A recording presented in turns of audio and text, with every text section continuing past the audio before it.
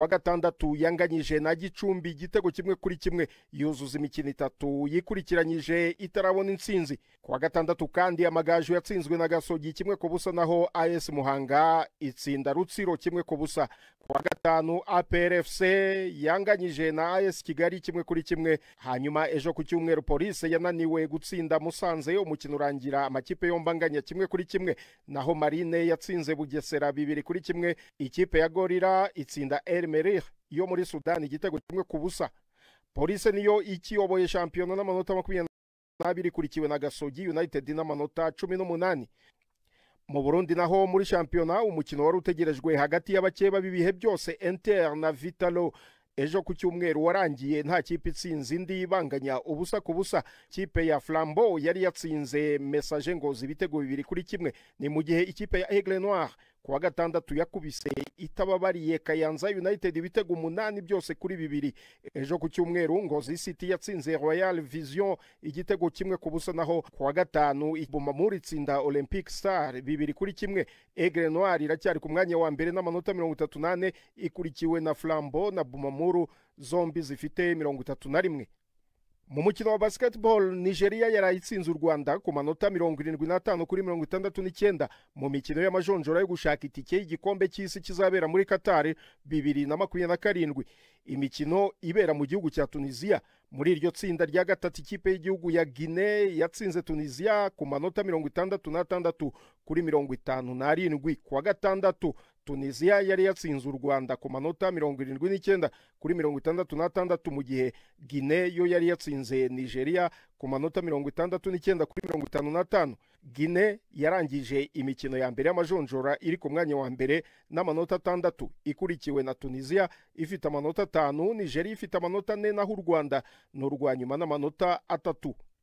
Mu mikino ngororamubiri umunyakenya Emmanuel Wanyonyi yahawe igihembo cy'umukinnyi w'umwaka wa 2025 mu bihembo bitangwa na World Athletics, bityo aba umunyakenya wa gatatu mu mateka wegukanye icyo gihembo.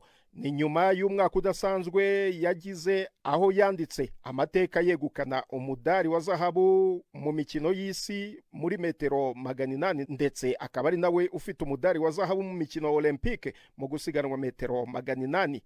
Mu Bwongereza shampiyona ya English Premier League yarakomeje. Chelsea abakinnyi 10 bakinaga nk'abisize insenda bahagarika gato umuvuduko wa Arsenal. Ibindi tubibwirwe na Prudence Ngyumva. Haracyari kare kumenya niba inota Arsenal yakuye Stamford Bridge ari ingoboka ukurikije ko Chelsea yakinnye igice kinini cy'umukino ifite abakinnyi 10 nyuma y'ikarita itukura yeretswe Moses Caicedo ku munota 38. Byahumiye ku mirari kuko abakinnyi ba Mikel Arteta bagombye gukina bagombora nyuma yo kubanzwa igitego cyaturutse ku mupira wa corner. Ku mutoza wa Chelsea Enzo Maresca wemeye nyuma y'umukino adashidikanya ko Caicedo yarakwiye ikarita itukura ngo anyuzwe n'uko wagenze. Ego ndanezerewe cyane, ndahimbawe cyane. Rimwe na rimwe utegerezwa kuryoherwa n'ikintu kimwe. Nibaza yuko 11 kuri 11 twabyifashemo neza. Twararondeye amahirwe menshi kandi nibaza yuko twabasumbije. Hanyuma ikarata itukura ikiza guhindura uko urukino rwari ko ruragenda. Nubwo The Gunners ikiri ku isonga ry'urutonde n'amanota 30 kandi ikirusha Chelsea amanota 6, Mikel Arteta umutoza wayo avuga ko ikipe yatakaje amahirwe yo gukwedura umwitangirizwa, cyakora ngo nta gikuba cyacitse. Muri rusange iyo udatsinze umukino usigayemo abakinnyi 10 mu minota 45 ugomba kubabara, ariko tugomba kumenya nanone aho tuvuye. Icyumweru twagize twakinnye na mukeba wacu, hanyuma turangiza dufite inota.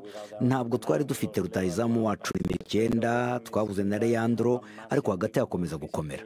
Twagize icyumweru gikeneye imbaraga nyinshi, gutekereza neza n'ahandi hose.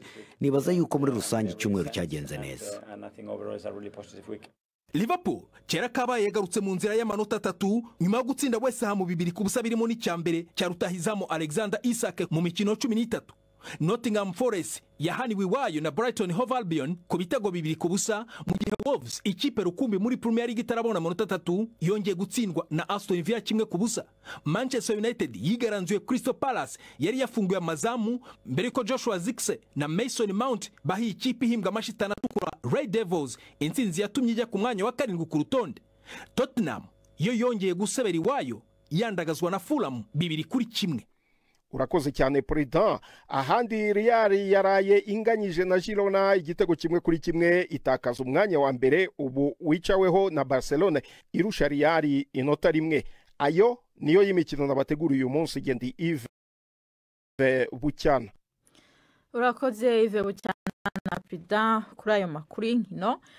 Imbere yo kubasezera nkundira ndabibutse ko kuri no tariki amakungu ahembaza umunsi wahariwe kugwanya umugera wa sida abagendana uwo mugera mu Burundi baratabaza ko bafise ingurane zo kuronka imiti mu gihe amashirahamwe mpuzamakungu yafasha mu kugwanya uwo mugera yahagaritse imfashanyo.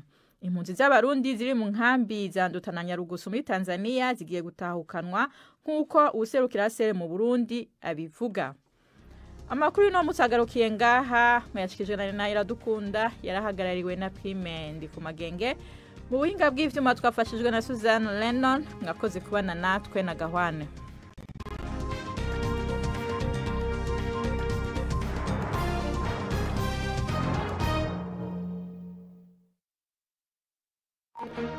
Thank you.